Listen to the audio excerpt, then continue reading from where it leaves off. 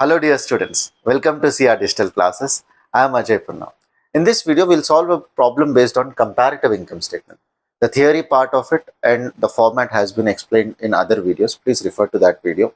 In this problem, we'll see how the actual comparative income statement is prepared with the format, within the format, right? Look at this format, okay?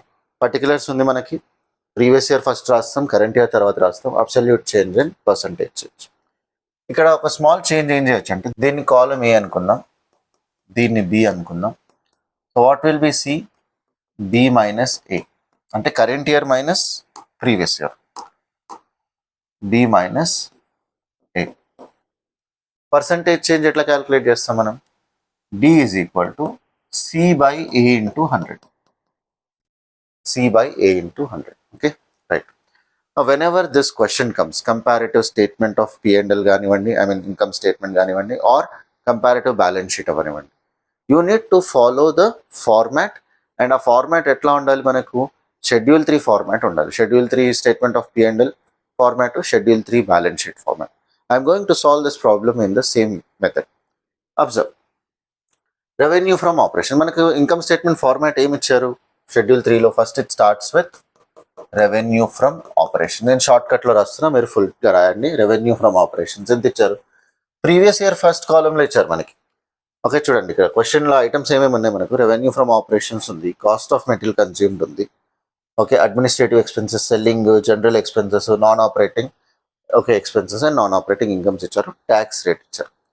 మన format గుర్తుంటే మీకు revenue from operations రాసి other incomes రాసి total revenue తీసుకుంటాం. తర్వాత all expenses will be return in the fourth sub heading. తర్వాత profit before tax will calculate, అందులో నుంచి ట్యాక్స్ తీసేసి ప్రాఫిట్ ఆఫ్టర్ ట్యాక్స్ క్యాల్కులేట్ చేస్తాం. అప్ టు ప్రాఫిట్ ఆఫ్టర్ ట్యాక్సే మీకు కంపారిటివ్ ఇన్కమ్ స్టేట్మెంట్ అడుగుతారు, right? So I'm starting with that. Revenue from ఆపరేషన్స్తో start చేస్తున్నాం. రెవెన్యూ ఫ్రమ్ ఆపరేషన్స్ ప్రీవియస్ ఇయర్ది ఫస్ట్ కాలంలోనే ఇచ్చారు, రాసేద్దాం. 58,000. తర్వాత 66,200. సో మైనస్ చేయాలి. 66,200 మైనస్ 58,000, 8,200 వస్తుంది కదా. ఒకసారి క్రాస్ చెక్ చేసుకుంటా. 66,200 మైనస్ 58,000, 8,200. ఇప్పుడు చూడండి పర్సంటేజ్ ఎట్లా క్యాలిక్యులేట్ చేయాలి. సిలో ఎంత ఉంది? 8,200 ఉంది. ఏ అంటే ఏంటి? C divide by A into 100 కదా. సి 8,200 ఉంది, ఏ ఎంత? 58,000. సో 8,200 డివైడెడ్ బై 58,000 కొట్టి మల్టిప్లై బై 100 కొట్టండి. విల్ గెట్ 14.137 వస్తుంది. కాబట్టి 7.5 కన్నా పెద్దది కాబట్టి 13ని 14 చేస్తున్నాను నేను. So I will write this as 14.14%, right? Next second ఏంటి? Other incomes. ఈ అదర్ ఇన్కమ్లో మనకి ఏమి ఇచ్చారు? నాన్ ఆపరేటింగ్ ఇన్కమ్ ఇచ్చారు. ఆపరేటింగ్ ఇన్కమ్ ఉన్నా నాన్ ఆపరేటింగ్ ఇన్కమ్ ఉన్నా అక్కడే రాయాలి, okay? So non operating income మనకు 150, 640 ఉంది, రాసేద్దాం. 150, 640. The difference is 640 minus 150 is 490, right? 490. ఇప్పుడు ఎట్లా పర్సంటేజ్ ఎట్లా క్యాలిక్యులేట్ చేయాలి? 490 divide by 150 into 100, divide by 150 into 100. So 326.6666 అని వస్తుంది. మనం ఏం చేస్తామంటే 326.67% అని రాస్తాం. 326.67%, రైట్? ఇప్పుడు దీనికి టోటల్ తీసుకోవాలి. Will calculate the total. దీన్ని ఏమంటాం మనం? టోటల్ రెవెన్యూ అంటాం. We call this as third item, total revenue. ఎంత వస్తుంది టోటల్ రెవెన్యూ మనకి? ఇక్కడ 58,150 వస్తుంది, ఇక్కడ 66,840 వస్తుంది. How much will be this? 8,000. ఈ టోటల్ చేసుకోవచ్చు మనం, ఓకే?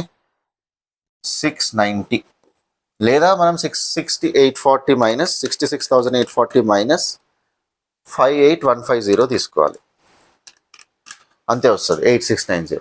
కానీ ఈ టోటల్ తీసుకోకూడదు ఇక్కడ. We should not add the total of percentages in the total column. దానికి ఏం చేయాలి? 8690 డివైడ్ బై 58,150నే చేయాలి, ఓకే? 8690 divide by 58,150 into 100. ఎంత వస్తుంది?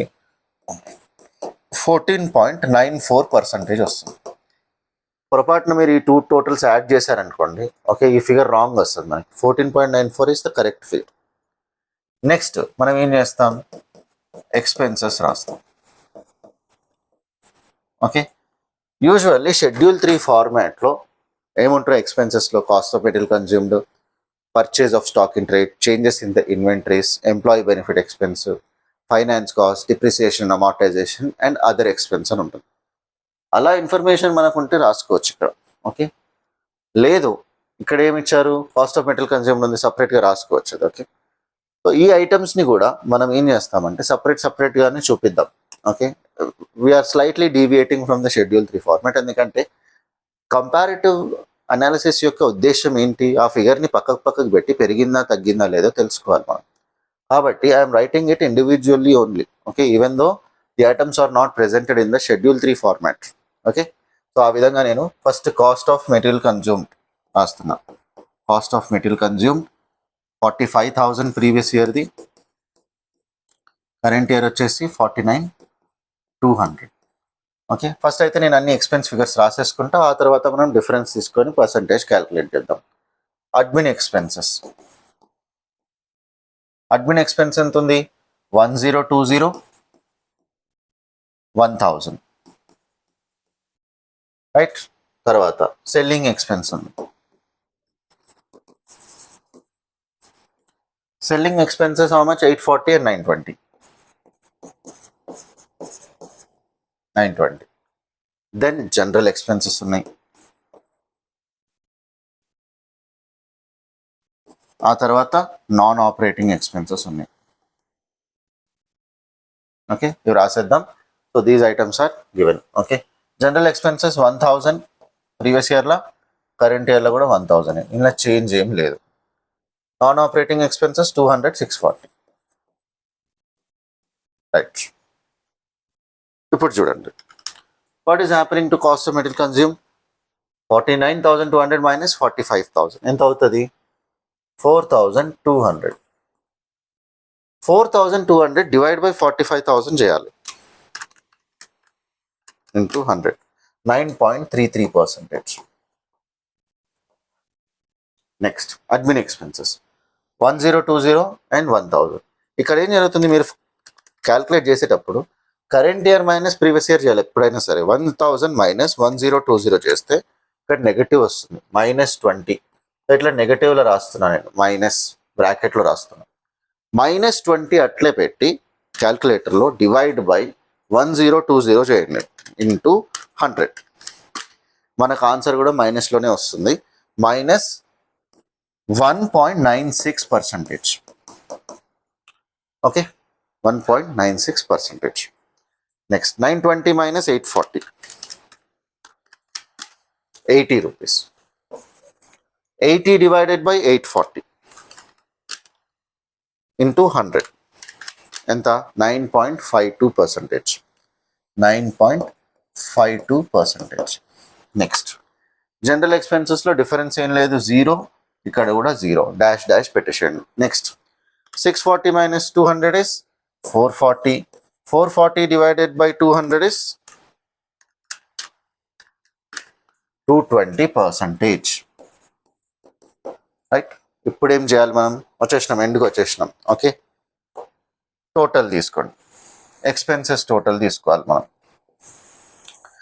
ఎక్స్పెన్సెస్ టోటల్ తీసుకున్నాక మనకేమొస్తుందంటే ఇక్కడ 4 కదా, ఇది 5 పెట్టి ప్రాఫిట్ బిఫోర్ ట్యాక్స్ అని రాస్తాం. ప్రాఫిట్ బిఫోర్ ట్యాక్స్ ఎట్లా క్యాల్కులేట్ అవుతుంది? Third total minus fourth total. 3 minus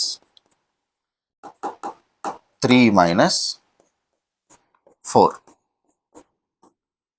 అందులోకి ట్యాక్స్ తీసేస్తాం మనం ట్యాక్స్. ఓకే, 2 ఇయర్స్లో కూడా 45% ఇచ్చారు కాబట్టి నేను ఇక్కడ మల్టిప్లై, ఓకే, @45% అని రాసిన. సపరేట్గా ఇస్తే సపరేట్ నెంబర్సే అప్లై చేయాలి అక్కడ. ఓకే, ఇక్కడ 45 రెండింటికి ఉంది కాబట్టి ఇట్లా రాసిన. Then you will get, okay, profit after tax. Okay, దీని 6 అనేద్దాం మనం. Profit after tax. ఇక్కడితో సొల్యూషన్ ఎండ్ అవుతుంది మనకి. ఓకే, రైట్, ఫస్ట్ అయితే మనం ఎక్స్పెన్సెస్ యొక్క టోటల్ తీసుకుందాం. Current year, previous year first start చేద్దాం.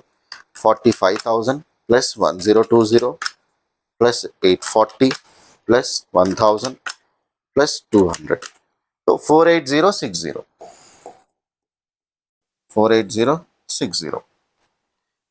దాని టోటల్ ఎంత వస్తుంది? 49,200 plus 1000 plus 920 plus 1000 plus 640.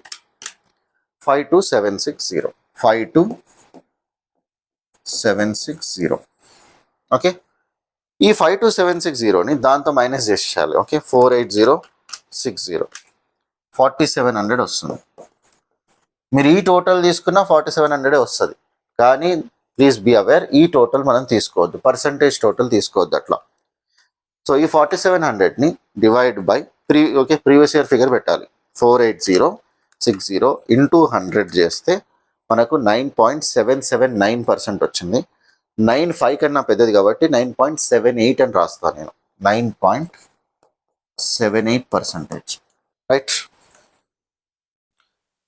Now profit before tax ఎట్లా క్యాలిక్యులేట్ చేయాలి? This total minus this total. Total రెవెన్యూలో నుంచి టోటల్ ఎక్స్పెన్సెస్ తీసేయాలి. ఓకే, 58,150 మైనస్ 48,060 చేస్తే మనకి ఎంత వచ్చింది? Net profit before tax 10,090 rupees వచ్చింది. Next 66,840 minus 52760 will give you 14,080 rupees. 14,080. Again same procedure malli. 14080 minus 10090 will give you 3990 divided by 1090 into 100.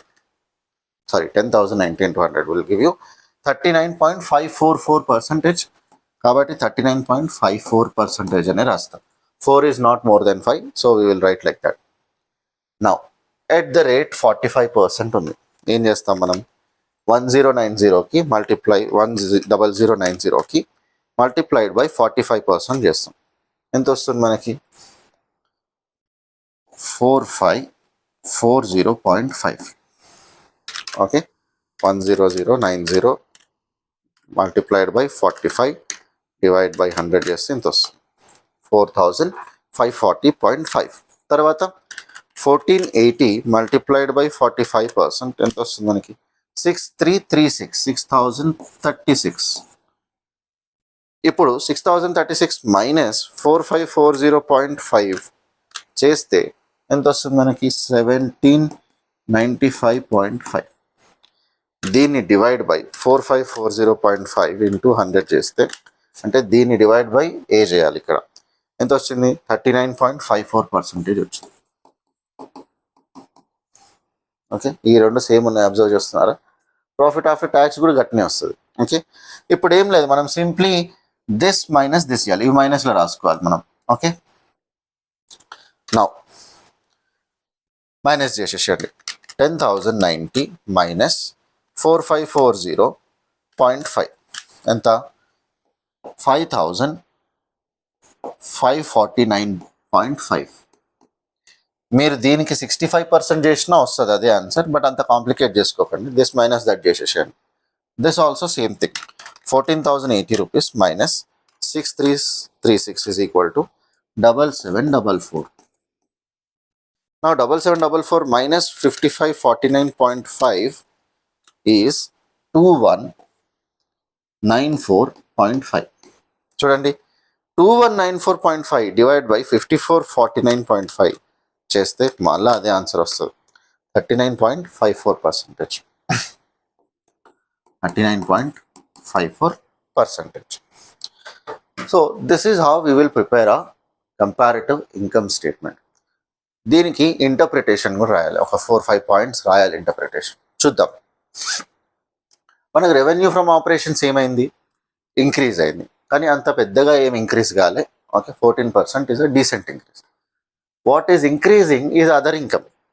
సడన్గా there is a so much shift in other income. Previous year 150 ఉంటే current year 640, అంటే సడన్గా 490 వచ్చింది. ఎందుకు అట్లా increase అవుతుందంటే this is non operating income. Non operating income యొక్క stability ఏముండదు, ఆపరేషన్స్ నుంచి వచ్చేది కాదు అది. కాబట్టి ఎప్పుడైనా ఏదైనా ల్యాండ్ అమ్మేసినా సడన్ గెయిన్స్ రావచ్చు మనకు. సో అట్లా టూ హై జంప్ ఉంటుంది ఇన్కమ్లో, right? So that is one observation you can write ఇంటర్ప్రిటేషన్లో. నా ఎక్స్పెన్స్ వైజ్ ప్రతి ఐటమ్కి రాస్తే మంచిదే, కానీ ఓవరాల్గా కూడా రాయొచ్చు, టైం బట్టి చూడండి. Cost of material consume okay decent ఇంక్రీజే, మరీ అంత ఎక్కువ ఏం ఇంక్రీజ్ కాలే. అడ్మినిస్ట్రేటివ్ ఎక్స్పెన్సెస్ యాక్చువల్లీ తగ్గినాయి, మంచిది. You highlight that point, administrative expenses have come down by okay 1.96%. Okay, what is increasing is this non operating expenses. Sudden increase అయింది, okay 200 నుంచి 640, 220%. అది హైలైట్ చేయాలి మీరు. ఓకే, ఎక్స్పెన్సెస్ పెరుగుతుంటే అది detrimental for business growth. So అట్లా మనం బిజినెస్కి మంచిది కాదు, ఓకే ప్రాఫిట్స్ తగ్గిపోతాయి అన్నట్టుగా రాయాలి. దెన్ ప్రాఫిట్ బిఫోర్ ట్యాక్స్ ఏమైంది, మంచిగానే ఇంక్రీజ్ అయింది. Profit before tax 39.54%, it is increasing. So this is a good indication, business is performing well. అలాగే ట్యాక్స్ కూడా ప్రొపోర్షనేట్లీ 45% కాబట్టి పెరిగింది, సేమ్ పర్సెంటేజ్తో పెరిగింది. Same with the profit after tax. So overall మీరు ఏం రాస్తారంటే ఒక 4-5 పాయింట్స్లో సేల్స్ ఎట్లా ఇంక్రీజ్ అవుతుంది, okay other income this specific to this problem, other income ఇట్లా సడన్గా ఇంక్రీజ్ అయిపోయింది. దెన్ అడ్మినిస్ట్రేటివ్ ఎక్స్పెన్సెస్ తగ్గినాయి, మంచిది బిజినెస్కి. నాన్ ఆపరేటివ్ ఎక్స్పెన్సెస్ సడన్గా పెరిగిపోయింది. దెన్ ఓవరాల్గా ప్రాఫిటబిలిటీ చూసుకుంటే మంచిగానే పెరిగింది, 39.54. It is business is doing well అని రాసుకోవచ్చు. Okay, I hope this problem you have understood this problem. Okay, in the next problem we are going to see comparative balance sheet along with its interpretation. I hope you have understood this problem. Okay, we'll meet in the next video. All the best from SIA Publishers. Thank you.